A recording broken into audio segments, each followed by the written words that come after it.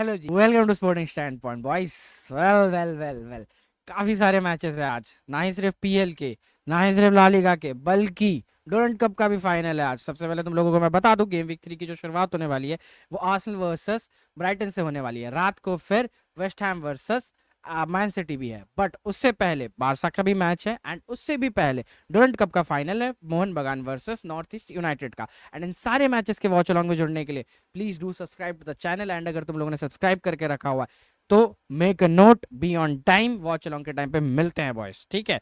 And without delaying any further, let's get started. सबसे पहले हम वेस्ट हैम की बात करेंगे। तो देखो, वेस्ट हैम का जो मैनेजरियल चेंज हुआ है वो काफ़ी ज़्यादा अभी तक पॉजिटिव लग रहा है, ठीक है। वेस्ट हैम ने कई सारे प्लेयर्स भी ऐड किए, जैसे समरविल लाए हैं वो लोग, फुल कक को लाए अपनी टीम में। बट सबसे बड़ी जो चेंज है उनकी टीम में, आई वुड से मैनेजर का चेंज होना है, ठीक है। क्योंकि होलियन को वो लोग लेके आए हैं। होलियन एक कहीं ना कहीं एक्सपीरियंस्ड मैनेजर है, जिन्होंने पहले पोर्तो को भी मैनेज कर रखा है, एंड एक पॉइंट ऑफ टाइम पे कुछ महीनों के लिए ये रियल मैड्रिड के भी मैनेजर रह चुके हैं। And if I am not wrong, इन्होंने स्पेन को भी एक पॉइंट ऑफ टाइम पे मैनेज किया है। बट सबसे बड़ी बात आती है कि ये फुटबॉल किस तरीके का खिलाते हैं। तो देखो बॉयस, इनका जो फुटबॉल खिलाने का स्टाइल है, या फिर इनका जो फॉर्मेशन रहने वाला है वेस्ट हैम का, वो रहने वाला है 4-3-3 का, ठीक है। लास्ट के 2 मैचेस से हम लोगों ने यही चीज़ देखा है, प्लस कप कंपटीशन में भी वेस्ट हैम ने 4-3-3 का फॉर्मेशन यूज़ किया था।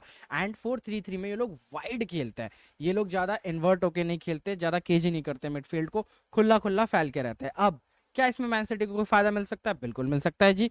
अगर मिडफील्ड में बहुत ज़्यादा स्पेसेस क्रिएट हो रहे हैं तो हमारे नंबर 8 वहाँ पर वर्क कर सकते हैं। बट उससे पहले मैं तुम लोगों को एक बार दिखा दूं कि इन लोगों का स्पेस कैसे क्रिएट होता है। फॉर एग्जांपल मैं लुकेस पकेता से बात करता हूँ, ठीक है। अगर तुम पकेता का हीट मैप देख रहे होंगे, पकेता एक साइड पे बहुत ज्यादा उसका हीट मैप बना हुआ है, ठीक है। खासकर लेफ्ट विंग पे उसका हीट मैप बना हुआ है, क्योंकि पकेता लेफ्ट से ही ऑपरेट कर रहा है आजकल। एंड लास्ट सीजन के एंड से ये चीज हो रहा है, पकेता लेफ्ट से बहुत ज्यादा ऑपरेट कर रहा है, ठीक है। बट बहुत ज्यादा फैला हुआ है पकेता, कभी इधर तो कभी उधर। एंड तुमको दिख रहा होगा बेसिकली पकेता का जो जगह है वो कोई फिक्स नहीं है, वो बहुत ज़्यादा फैला हुआ है, बहुत ज़्यादा हर जगह वर्क रेट दिखाने का ट्राई करता है, ठीक है। बट इसमें भी एक ट्विस्ट है, मैं वो तुमको बाद में बताऊंगा, ठीक है। सेकंड प्लेयर पे आते हैं, हम लोग शौशक के बारे में बात करते हैं। अगर तुम लोग शौशक का हिट मैप देखोगे तो राइट साइड की तरफ तुम लोगों को एवरेज जो उनका पोजीशन है वो बहुत ज़्यादा दिख रहा होगा, ठीक है। ये पाकेता की तरह उतना फैल के नहीं खेलते हैं। बोयन की बात करते हैं। बोयन का अगर तुम लोग हीट मैप देख रहे होंगे तो बोयन का जो हीट मैप है वो, अगर मैं बात करूँ तो पूरा एकदम क्लासिक एक विंगर की तरह है, आगे पीछे। बट एवरेज जो इनका पोजीशन है वो तुम लोगों को दिख रहा होगा, एवरेज पोजीशन थोड़ा पीछे की तरफ है, बट काफ़ी ज़्यादा वाइड है। ये चीज़ नोटिस करने लायक है। अपने हाफ में ज़्यादा हीट मैप का मतलब एवरेज पोजीशन दिखा रहा है, काइंड ऑफ मिडल की तरफ ही दिखा रहा है जहाँ पर होना चाहिए, ठीक है। बट ध्यान देने वाली जो चीज़ है वो है कि बहुत ज़्यादा वाइड है, मतलब अंदर की तरफ नहीं आ रहे उतना। मोहम्मद कुडूस की बात करते हैं। अगर तुम कुडूस का हीट मैप देखोगे तो कुडूस के हीट मैप से भी तुमको क्या समझ में आ रहा है, ये थोड़ा ज़्यादा प्रोग्रेस करते हैं बोयन से, ठीक है। यानी ये ज़्यादा फाइनल थर्ड की तरफ घुसने को देखेंगे, जो कि ऑब्वियस चीज़ है, क्योंकि बोयन लंबे लंबे शॉट्स ले सकते हैं, कुडूस ड्रिबल पास कर सकते हैं, अपने पेस का इस्तेमाल कर सकते हैं। बट अगेन जो मेन चीज़ है ध्यान देने वाली वो है कुडूस का जो एवरेज जो पोजीशन है वो चेक करो एक बार। वाइड है अगेन, जो होना भी चाहिए, क्योंकि विंगर है वैसा ही बिहेव करते हैं, ठीक है, तो ये होना भी चाहिए। बट इसके अलावा अगर हम गुडियो रॉड्रिगेज का पोजीशन देखें तो गुडियो रॉड्रिगेज का जो पोजीशन है वो तुम लोगों को बेसिक एक प्रॉपर सीडीएम पोजीशन दिख रहा होगा, पिवटल रोल पे खेलता है बंदा, ठीक है। हीट मैप प्रॉपर जगह पे है, टेक्निकली जहां पर होना चाहिए, टैक्टिकली जहां पर होना चाहिए वहीं पर ही है। एंड डिफेंसिव ड्यूटीज में इन्वॉल्व हो रहा है बंदा, वो चीज़ भी हम लोगों को अच्छे से हीट मैप से पता लगता है, ठीक है। इसके अलावा अगर मैं इनके स्ट्राइकर की बात करूँ, ठीक है, अब इनके स्ट्राइकर का अगर तुम हीट मैप देखोगे तो बंदा यहाँ वहाँ फैला हुआ है, उतना ज़्यादा कोई स्पेसिफिक जगह नहीं है जहाँ पर इसने अपनी एवरेज पोजीशन बहुत ज़्यादा मेंटेन की होगी। फाइनल थर्ड की मैं बात कर रहा हूँ वहाँ पर, या फिर मिड से फाइनल थर्ड के ट्रांजिशन के टाइम पे बात कर रहा हूँ, वो है, ठीक है। इस चीज़ को लेके ज़्यादा ध्यान देने की जरूरत नहीं, क्योंकि स्ट्राइकर अगर लोन स्ट्राइकर रहता है तो इसी तरीके से गेम को प्रोग्रेस करता है, चाहे वो सेंटर फॉरवर्ड क्यों ना हो, वो शायद से पासेस का वेट करेगा, डिलीवरीज का वेट करेगा, उस तरीके से गेम डेवलप होगा, उसका वेट कर रहा है। अब अगर यहाँ पर कल अगर फुल कक खेलता है तो किस तरीके से खेलेगा वो देखने वाली बात रहेगी, ठीक है। बट मैं फॉर्मेशन वाइज बेसिक चीज़ों को टच कर रहा हूँ तुम्हारे लिए, ठीक है। तो ये बेसिकली मतलब अगर तुमने इनका हीट मैप देखा होगा, मैंने तुम लोगों को एक चीज़ नोटिस करके रखने को बोली थी, वो है कि ये चीज़ नोटिस करो कि इनके विंगर्स, ठीक है, और इनका जो नंबर 8 है वो किस तरीके से थोड़ा वाइड मेंटेन कर रहे हैं अपनी पोजीशंस को। एंड इनका हीट मैप एवरेज कहाँ है वो ध्यान दो। पकेता के टाइम मैंने बोला था कि थोड़ा सा ट्विस्ट है जिसको मैं तुम लोगों को समझाऊंगा। अब ये ट्विस्ट ये है कि गाइस, अगर तुम लोगों को दिख रहा होगा टैक्टिकल बोर्ड सामने, ये ट्विस्ट ये है कि पकेता हो गया चाहे जो हो गया, वो लोग 2 पोजीशन पे अपनी जगह खाली कर रहे हैं, एक पोजीशन ये, एक पोजीशन ये, ठीक है। अब हमारे यहाँ पर इंपॉर्टेंट ये चीज देखना इसलिए हो जाता है क्योंकि हम लोगों को करना क्या है, इन दोनों पोजीशन पे हमारे जो पिवटल प्लेयर्स रहेंगे, चाहे वो कोवाचिच रहे, अगर रॉड्री आ जाता है वो अलॉन्ग साइड रॉड्री, अगर कोवाचिच रहे, दोनों में से कोई भी रहते हैं, उनको इन दोनों पोजीशंस को बहुत अच्छे से मेंटेन करना पड़ेगा। ठीक है, इन दोनों पोजीशंस में से अटैक बन सकता है वेस्ट हैम का, और इन दोनों पोजीशन को मार्क करने से क्या होगा, हम वेस्ट हैम का अंदर से जो अटैक है उसको पूरी तरीके से नलीफाई कर देंगे। वेस्ट हैम कहां से आएगी फिर, West Ham obviously wide flanks का इस्तेमाल करेगी, वहां से आएगी जैसा वो करते हुए आ रहे हैं। अब यहां पर क्या दो बंदों का होना जरूरी है, एक होने से चलेगा, एक होने से चलेगा। क्यों एक होने से चलेगा, क्योंकि वो लोग इन जनरल भी, अगर मैं उनकी विंगर्स की बात करूं, वो लोग वाइड है, ठीक है, वो लोग वाइड खेल रहे हैं। ओके, अब यहाँ पर अगर हमारा एक रहता है, समझो एक सीडीएम रहा, एक पिवटल पे बंदा रह गया, समझो कोवाचिच है यहाँ पर, रॉड्री आगे चले जाता है, या फिर रॉड्री पीछे रह जाता है, कोवाचिच आगे चले जाता है। वैसे रॉड्री के अलावा अगर रिको लुइस भी खेला समझो, तो कोई प्रॉब्लम नहीं पड़ेगा, बिकॉज एक बंदा यहाँ पर मार्क करने के लिए किसी को आ सकता है, डिफेंडर, ठीक है, तो एक जो डबल पिवटर वाला रोल का बंदा रहेगा वो आगे निकल सकता है। अब हमारे पास जो तीन जो डिफेंडर रहेंगे, हम लोग वैसे बैक 4 के साथ स्टार्ट करते हैं, पर बैक 3 में आ जाते हैं। अब सपोज हमारा ये बैक 3 है, ठीक है, यहाँ पर ये 2 नंबर को ले लेते हैं। 2 नंबर अगर इसको मार्क करके खड़ा हुआ है, बैक 3 में 2 नंबर अगर यहाँ पर मार्क करने आ गया, एक बंदा अगर यहाँ पर मार्क करने आ गया, यहाँ से जो इनके 2 बंदे रन बनाएंगे, सपोज वेस्ट हैम का स्ट्राइकर यहाँ पर आया, ठीक है, अब इन दोनों पोजीशन पे हमारा एक बंदा अगर यहाँ पर गया मार्क करने के लिए किसी को इस बॉक्स के पास, ठीक है, हमारा दूसरा जो हमारा बंदा है रिको लुइस से समझो, वो अगर यहाँ वहां मूव कर रहा है ना, तो भी हमको कोई प्रॉब्लम पड़ने वाली नहीं है, बिकॉज अगेन रीजन ये है कि वेस्ट हैम खुद से ही खुद को वाइड पुश करती है। समझो लुकस पकेता है इस बॉक्स में, तो लुकस पकेता को पास करने के लिए कनेक्ट करना पड़ेगा, एक थ्रू बॉल देने के लिए भी किसी ना किसी और प्लेयर से कनेक्ट करना पड़ेगा। अब वो कनेक्टिंग कहीं पर हो पा रही है, कहीं पर नहीं हो पा रही है, क्योंकि लुकस पकेता अकेला खाली है, बाकी प्लेयर्स को तो हमारे प्लेयर्स ने ऑलरेडी मार्क कर रखा है। अब यहाँ से हो क्या रहा है, ये जो हमारा सीडीएम पोजीशन का डबल पिवटल वाला बंदा है,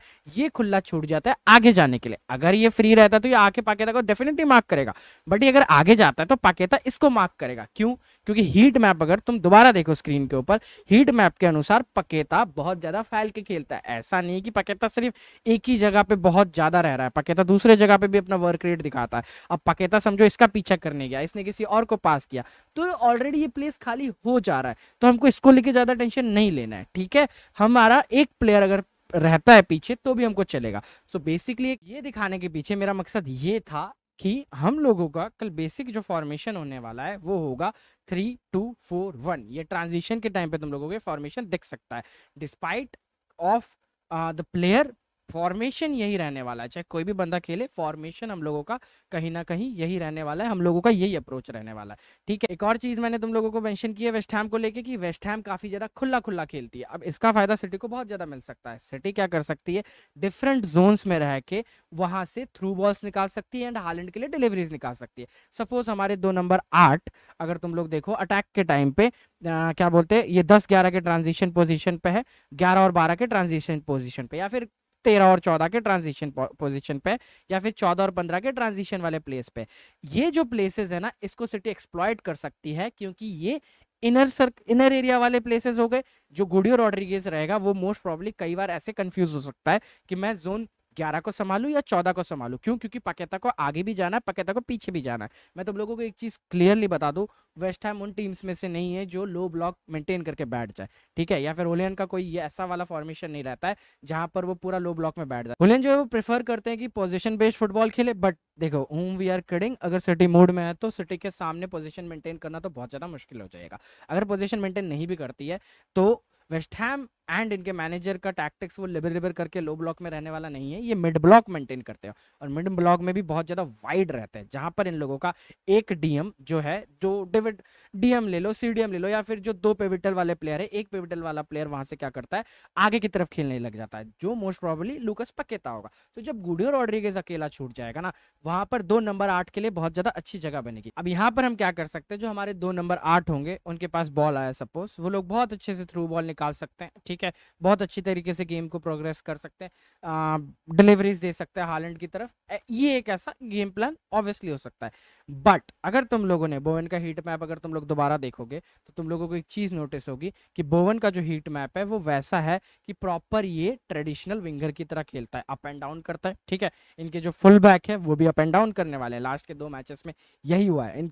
इनके फुल बैक ने बहुत ज़्यादा अप एंड डाउन किया है। तो उन अप एंड डाउन में क्या होगा, वहां पर थोड़ा सा कंफ्यूजन क्रिएट होगा, वहां पर कोई प्री मार्किंग करके शायद ना बैठा हो। वो आई एम गेसिंग कल वैन विसाका वहां से स्टार्ट करेगा and when Visaka versus Docu देखने लायक मैच होगा, क्योंकि वैन विसाका बहुत ज्यादा आगे भी आता है। टैक्टिकली बोल लो या फिर नॉर्मली बोल लो, वैन विसाका के पास वो एक निक है जहां पर वो आगे आके खेलता है, वो पीछे से सेटअप नहीं करता है। जब वो आगे आएगा वहां पर हमको स्पेस क्रिएट होगा। 1v1 में अगर डोकू ने बीट कर दिया वैन विसाका को, वहां से वो सामने रन लेके असिस्ट निकाल सकता है या फिर गोल भी निकाल सकता है, ठीक है। सेम अगर मैं दूसरे विंग की भी बात करूं तो दूसरे विंग में अगर सेविनियो खेलता है, सपोज चाहे कोई भी खेले, अगर सपोज सेविनियो खेलता है तो सेविनियो के लिए चीज कैसी हो जाएगी ना, सेविनियो जब रन बना रहा होगा ना तो सेविनियो को थोड़ा सा अलग सिचुएशन फेस करना पड़ेगा जो डोकू फेस करेगा। क्यों? क्योंकि जो कुडूस है ना वो उतना ज्यादा पीछे नहीं आता है जितना बोवन आता है, तो सेविनियो को पहले ही स्पेस मिल जाएगा एंड डोकू को शायद बाद में स्पेस मिले। तो दोनों का जो फॉर्मेशन रहेगा, दोनों को जो मतलब जिन पैचेस का इस्तेमाल करने का मौका मिलेगा वो अलग अलग है। डोकू को इस पैच को इस्तेमाल करने का मौका मिलेगा, अगर सेविनियो यहाँ खेलते तो सेविनियो को यहाँ इस पैच का इस्तेमाल करने का मौका मिलेगा। अब इन पैचेस के इस्तेमाल करने से क्या हो रहा है कि आप दोबारा से नंबर 8 के साथ यहाँ पर मस्त कनेक्शन बना सकते हो एंड इनके बीच का जो है गैप कम हो जाता है। एंड ऑब्वियसली आप वेस्ट हैम के गैप को तो एक्सप्लॉइट कर ही रहे हो, तो यहाँ से आई फील लाइक हम लोगों का कल एक असिस्ट नंबर 8 का निकलना चाहिए। जो भी नंबर 8 खेल रहा है वो एक असिस्ट विंगर का निकलना चाहिए। विंगर का असिस्ट निकलता है तो I would be very happy, क्योंकि आप अगर मिड ब्लॉक टीम के अगेंस्ट अगर विंगर से असिस्ट निकाल रहे हो तो इसका मतलब ये है कि आपके विंगर्स उस तरीके से ऑपरेट कर रहे हैं, सबको सिमिलर वे में जज करके एनालाइज करके नहीं खेल रहे हैं। If you talk about the lineup, I feel like हमारा लाइनअप सिमिलर रहने वाला है काफ़ी ज़्यादा लास्ट मैच की तरह। बट अगर रॉड्री खेल जाए तो शॉक मत होना, क्योंकि रॉड्री इज अवेलेबल, फोर्डन इंजर्ड है, फोर्डन अवेलेबल नहीं है, ठीक है। काइल वॉकर का I don't know, I am very suspicious Kyle Walker start करेंगे कि नहीं करेंगे, but obviously Ederson will be starting. Gvardiol, Dias, Akanji के बदले I am feeling like Stones को कल स्टार्ट मिल सकता है, ठीक है। बट अगर अकांजी भी खेलता है तो देयर इज नो प्रॉब्लम, ठीक है।